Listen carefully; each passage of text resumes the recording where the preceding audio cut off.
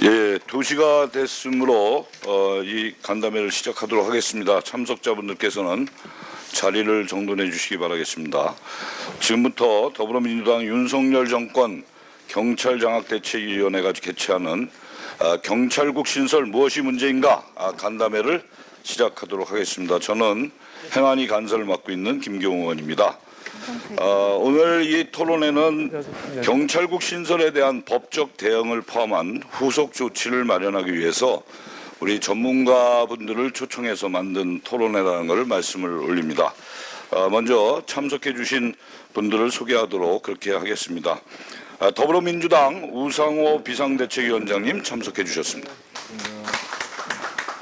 박홍근 원내대표께서 참석하셨습니다. 한정혜 윤석열 정권 경찰장악대책위원회 위원장님 참석해 주셨습니다. 그다음에 이제 경찰장악 대책과 관련한 다양한 의견을 여쭙고자 모신 외부 전문가 선생님들을 소개하도록 하겠습니다. 먼저 발제를 맡아주신 노희범 변호사님 자리하셨습니다. 고려대학교 오셨구나. 고려대학교 법학전문대학원 김선택 교수님 참석하셨습니다. 멀리서 제주대 행정학과의 박병욱 교수님 자리하셨습니다. 경희대 법학전문대학원의 서보학 교수님 함께하셨습니다. 건국대 안 오셨나? 한상희 교수님. 한상희 교수님이 지금 조금 늦게. 그렇죠. 건국대 경찰학과 이웅혁 교수님 함께 해주셨습니다. 이상식 전 부산경찰청장님 자리하셨습니다. 김지미 변호사님 함께 하셨습니다. 서울대 법학전문대학원 박정훈 교수님께서는 화상으로 오늘 참석하고 계십니다. 박수 한번 주시죠. 우리 참석해 주신 대책위 위원님들을 소개하겠습니다. 전해철 의원님 안 오셨나? 한병도 의원님 함께해 주셨습니다. 전 우리 행안위 간사를 맡으셨습니다. 김영배 의원님 함께하셨습니다. 김민철 의원님 자리하셨습니다. 양미대 의원님 오영환 의원님 자리하셨습니다. 우리 황운하 의원님 함께해 주셨습니다. 이모선 의원님 자리하셨습니다. 이성만 의원님 함께해 주셨습니다. 없으시죠? 또? 그러면 우리 우상호 비상대책위원장님께서 인사 말씀이 있으시겠습니다. 네, 나옵니다. 네. 바쁘신 중에도 이렇게 또 국회를 방문해 주신 우리 발제자 토론자 선생님들 여러분 감사드리고 또 우리 이 위원회 소속한 우리 의원님들 많이 오셨는데 반갑습니다. 일반 국민들이 볼 때는 뭐 행안부에 경찰국을 신설하는 게 뭐 크게 무슨 본인의 삶과 무슨 관련이 있겠는가 이렇게 생각하실 수도 있겠습니다만 저처럼 80년대 민주화운동을 했던 경력 있는 사람들 입장에서 본다면 이건 굉장히 심각한 경험을 갖고 있기 때문에 그냥 간과하기 굉장히 어려운 문제입니다. 잘 아시는 것처럼 제가 대학 다니던 시절에는 경찰이 이제 치안본부 시스템으로 돼 있어서 내무부가 직할하던 시절이고요. 그러다 보니까 작은 집회나 민주화 인사를 연행하거나 탄압하는 문제조차도 항상 내무부 장관이 직접 통계를 내면서까지 독려하고 시위 진압 문제도 직접 내무부 장관이 담화문을 발표해서 억압하던 시기를 기억합니다. 그때의 그 인권 탄압의 상황이라는 것은 결국 그런 압박 속에서 권력의 목적에 맞게 경찰력이 행사되다 보니까 박종철 열사 같이 이 고문 기술자에 의해서 고문으로 희생되신 분도 있고요. 또 제가 주도한 집회에서 이한열 열사가 직접 철탄에 피격되는 것도 제가 직접 경험을 했기 때문에 결국 권력의 입맛에 맞게 경찰력을 행사하게 됐을 때에 그 비극, 인권 탄압, 인권의 악화라든가 여러 가지 이 비극적인 상황들이 우리 대한민국의 역사에 있기 때문에 저희로서는 굉장히 악몽 같은 그런 시기가 다시 떠오르게 된다 이런 말씀을 드리고요. 이후에 치안본부를 경찰청으로 독립시킨 이후에 얼마나 많은 국민들이 경찰에 대한 이미지가 좋아지고 또 경찰이 민생 치안에 집중하면서 얼마나 존경받는 직업으로 그렇게 자리 잡게 되었는가 역사를 또 기억하지 않습니까? 제가 지역에서 정치하면서 보면 가장 존경받는 직업군으로 소방관과 경찰관 또 의사 선생님들, 간호사 이런 분들 국민의 생명과 안전을 지키는 분들의 존경심이 제일 높아지고 그 신뢰가 또 그만큼 대한민국을 유지하게 만드는 공권력 자체가 존중받는 그런 시대가 되지 않았습니까? 근데 이걸 그냥 선의만 믿고 또 다시 그런 시대가 오겠느냐 이렇게 판단하기에는 그렇게 상황이 녹록치 않다.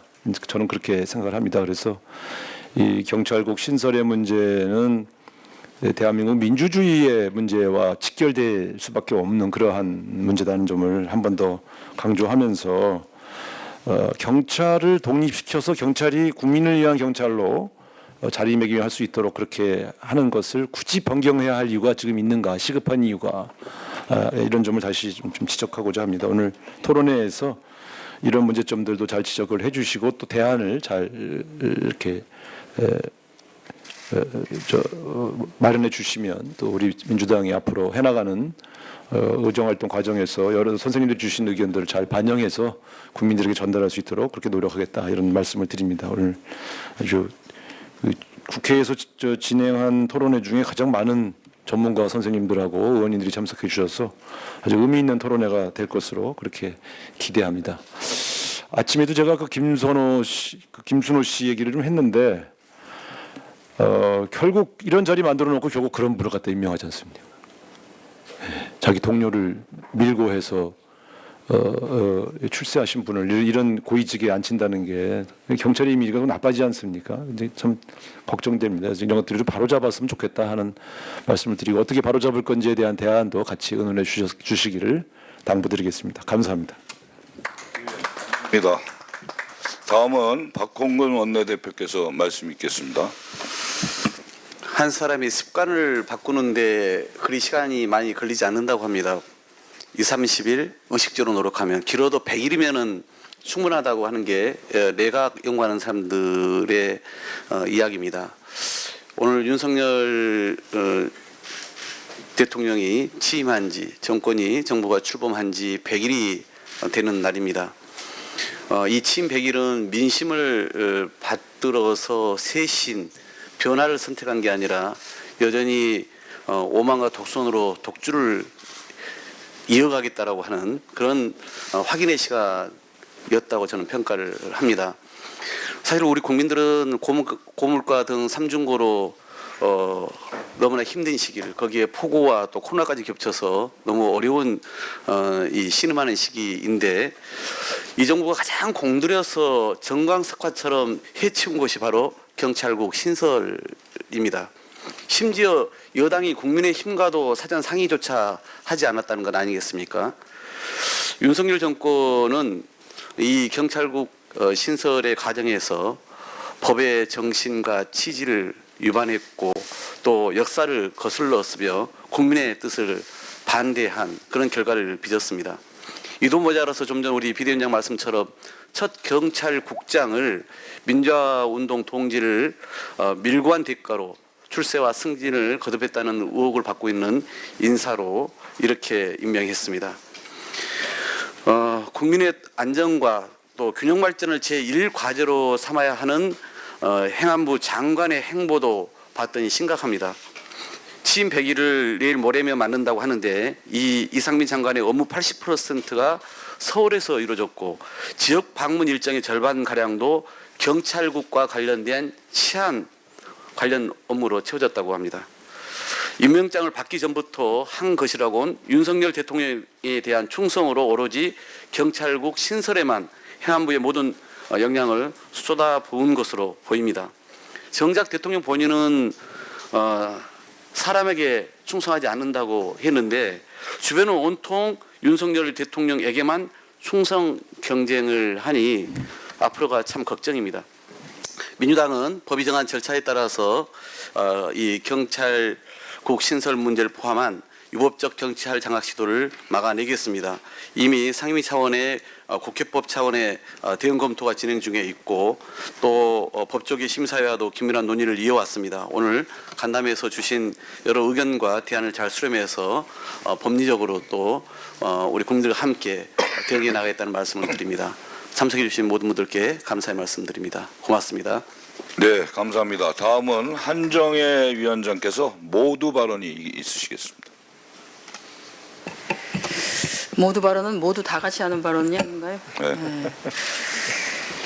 네. 저희가 이번 주 지난 8월 15일부터 해서 지금 8월 15일, 8월 16일 그리고 오늘 오전, 오후 사실 이제 토론회, 간담회, 세미나 형태 다양한 방식으로 합니다만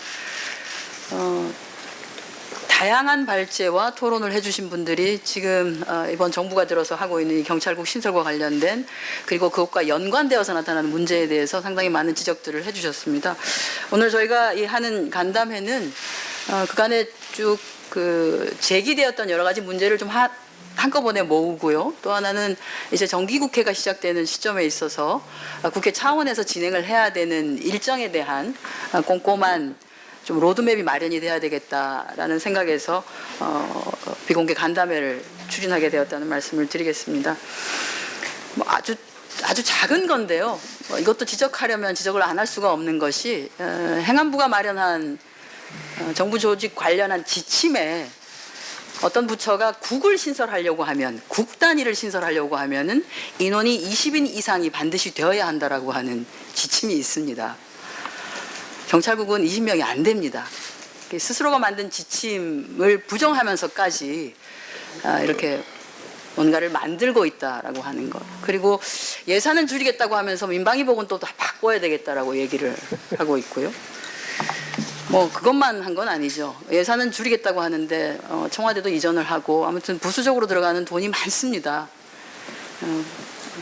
그리고 또 하나는 청와대 인원 줄이겠다, 또 민정수석실 없애고 인사수석실 없애면서 청와대 대통령실이죠. 인원은 줄이겠다고 하는데 100일이 됐습니다만 제대로 작동되지 않는 대통령실 때문에 결국은 인원이 계속 보충되고 있습니다. 그러니까 도대체 왜 민정수석실을 없애고 인사수석실을 없애고 했는지 이해가 안 가는, 그로 인해서 지금 발생하고 있는 대통령의 친인척과 관련된 여러 가지 문제, 이것과 관련된 문제도 지적을 안 할 수가 없습니다. 결국은 이전 정부에서 했던 것을 부정하면서, 그러니까 정부가 했던 것 중에 어떤 것들은 반드시 이어달리기를 해야 되는 것이 있고요. 뭐 탄소 중립 이런 것들이 거기에 해당되겠죠.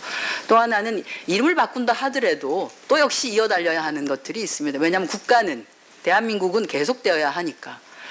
우리가 이제 경찰과 관련한 것도 91년에 이유 있는 독립을 시켰고 그 이유 있는 독립에서 여전히 그게 완벽한 경찰의 민주적 중립성 확보, 정치적 독립이 되어 있지 않다면 점점 더 그것을 해나갈 수 있는 방향으로 어떤 정부가 들어선다 하더라도 그렇게 하기 위한 여러 가지 노력을 국회를 통해서 법안을 개정안을 낸다든지 또는 협조의 방식을 통해서 그렇게 나가는 것이 맞는데, 지금처럼 역사를 거꾸로 돌리는 방식으로 진행하겠다는 의지를 이렇게 혁혁하게 피력하는 정부도 정말 보기 힘들다는 생각이 듭니다. 그런데 이 모든 과정을 국회도 지켜보고 있습니다만 국민들께서 다 지켜보고 계시고 그 국민들이 지켜보는 결과의 판단 결과가 저는 국정 지지율 20%대라는 생각을 합니다.